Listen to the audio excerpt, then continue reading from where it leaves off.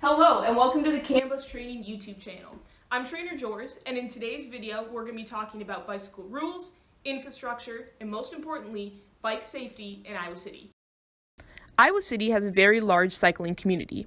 There are 3 bicycle shops, 1 bike nonprofit organization, and countless clubs and teams, as well as many students and citygoers who use bikes as a means of transportation and exercise.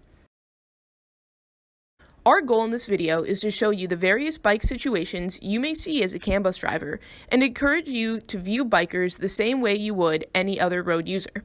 Remember, you are the professional driver, and it is your responsibility to be the safest vehicle on the road.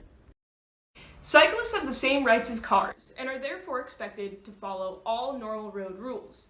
That being said, bikers are the most vulnerable road users. They don't have airbags or the protection of a car or bus, and they don't have the same visibility capabilities.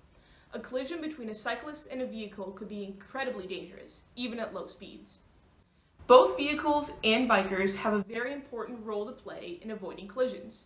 Here are some hand signals you may see cyclists use and their meanings. This signal means that the biker is about to turn left. This signal means that they will take a right. This means that they are braking or plan to stop.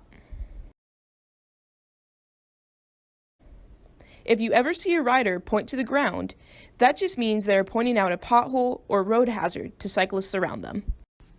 Here are some other hand signals you may see bikers use. Again, cyclists are expected to follow the same rules as cars. This means riding with the flow of traffic, obeying signals, signs, and lights, signaling for turns, following with the first come, first served rules at intersections, and yielding to pedestrians. However, just as car users sometimes break those laws, so will cyclists. You've heard your trainer say it before, and I'm going to say it again. You are the professional driver, and it is your job to expect the unexpected. Use your LLC, look ahead, look around, leave room, and communicate to judge what maneuvers are safe for your bus and those around you. Sometimes cyclists may make decisions that seem inconvenient to us, but are actually the safest option for them. For example, it is very dangerous for bikers to ride on the sidewalk all the time because there are pedestrians, tables and chairs, skateboards, and all sorts of other hazard possibilities. If there is not a bike lane, bikes are forced to ride in the street, which may block the flow of traffic and inconvenience cars. This is why bike-friendly infrastructure is so important and will be covered later in this video. Bikes will typically ride along the far right side of the road. However, there are many times they may need to ride to the left or in the middle of the lane. If a bike is planning to turn left at an intersection, they may take up the middle of the lane so that cars know what they plan to do and they won't have to cut across moving traffic to make their turn. They also may take up the middle of the lane if they would not like you to pass them due to high traffic speed or other factors. This brings us to our next topic, passing bikes. Bikes are slower than cars, and it can be frustrating for an impatient driver when the bike is in front of them, slowing them down. Passing a bike is sometimes an option, but let's talk about how to do so in a way that is safe for both the cyclists and other road users. Remember that 2 of our L's from the LLC are look ahead and leave room. Always be on the lookout for bike riders. Follow behind bikes with at least 1 bus length of space. That's 40 feet of space. This may seem like a lot, but if that person were to fall off their bike because of a pothole or any other reason, you want to have as much room as possible to react to that situation and stop if necessary. Whenever you are passing a bike, always pass on their left and leave a minimum of 3 feet of space, preferably 5 feet. Any closer than this, and there is not a buffer between you and the bike to allow them to swerve around a pothole or other hazard. If there is not a bike lane and you are going 25 miles an hour or faster, you must fully shift lanes to get around a biker. When maneuvering around a bike, follow these steps. Slow as you approach. Wait until opposing traffic clears. Check your mirrors multiple times. Don't pass where visibility is limited. Be patient, signal. When it is safe, go around the bike, leaving them 5 feet of space. Check your mirrors to make sure you have passed the bike successfully. When it's safe to do so, signal and merge back into your lane. Ultimately, there are going to be times when you simply cannot safely pass a bike. In those situations, take a deep breath and remain patient. We all want to get home safely, and sometimes that means driving slowly behind a bike because it is simply the safest option for everyone involved. Iowa City is a very bike-friendly city. This is great because it means our city planners keep bikes in mind when designing our roads. Here are some areas on CAN routes with bike-specific infrastructure and what that means for you as a driver. Shared lane road marks are a picture of a bike with an arrow. That means that bikes are expected to use the full lane and share the road with cars. These are mostly seen on the Research Park route and on Jefferson Street. The bike lane is a thin lane to the right of the road that is specifically for bikes to use. Iowa City has bike lanes on Burlington Street, Clinton Street, and Melrose Avenue, with plans to create more in the future. Many CAN routes deal with bike lanes, such as Inodorm, Blue Route, Red Route, Pentecrest, and many others.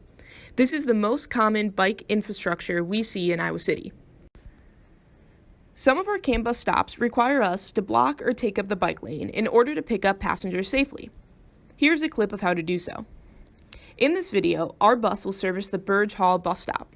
Approaching the stop, the driver will check their mirror to ensure there are no bikes in the bike lane. Once they see the lane is clear, they will signal to the right and take up most of the bike lane. As they stop, they will straighten the bus out so that it is parallel to the curb. The bus should block the bike lane. This is so that bikers are not a hazard to passengers boarding and alighting the bus.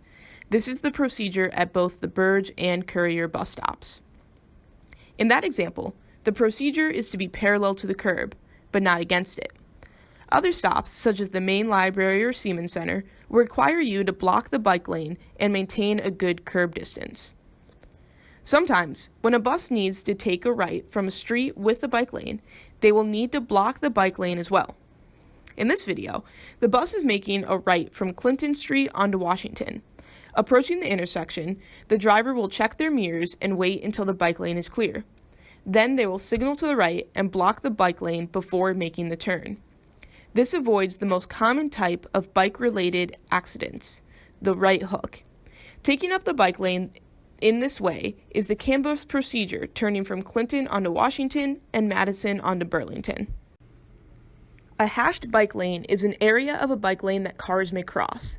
An example of this is on Clinton Street at the Papa John Business Building bus stop. Remember to always check your mirrors thoroughly before you enter the bike lane. Bike boxes are a fairly new form of bike infrastructure. Their goal is to give bikes a safer way to make a left turn from the bike lane that does not involve cutting across multiple lanes of moving traffic. Currently, the only example of this on our route is at the intersection of Burlington and Madison. Here's an example of how a bike box should be used by bikes to make a left turn. A biker is riding in the bike lane on Burlington and wants to make a left turn onto Madison. When the eastbound light is green, the cyclist proceeds straight to the green bike box and waits for the northbound light to turn green and proceeds with the flow of traffic into the bike lane on Madison. Here are some final tips about interacting with bikes on the road. Never honk near cyclists. It may scare them and cause them to lose balance. Treat them as you would any other slow vehicle. Whatever action you make, other road users are likely to follow. Set a good example. Take extra care to look out for bikers at night. Many cyclists use lights and reflective clothing, but some do not. Watch for people on bikes that do not wear helmets. They are more likely to make dangerous decisions, as safety may not be a concern for them. Look out for bikes that may be riding on the sidewalk, especially when you're approaching intersections. Be sure your mirrors are properly adjusted to see bike lanes before you start driving your shift. This covers many of the bike-related situations and infrastructures you may encounter on CAN routes. But remember, we can't prepare you for everything. When you become a full bus driver at CAN, it is up to you to make decisions that are safe for the situation you are in. With any decision you have to make on the road, first consider what is the safest option. The 3 S's of CAN are safety, service, schedule. Safety always comes first. You are the professional driver, and you should always be the safest person on the road. Respect all road users as people. We all just want to get home safe.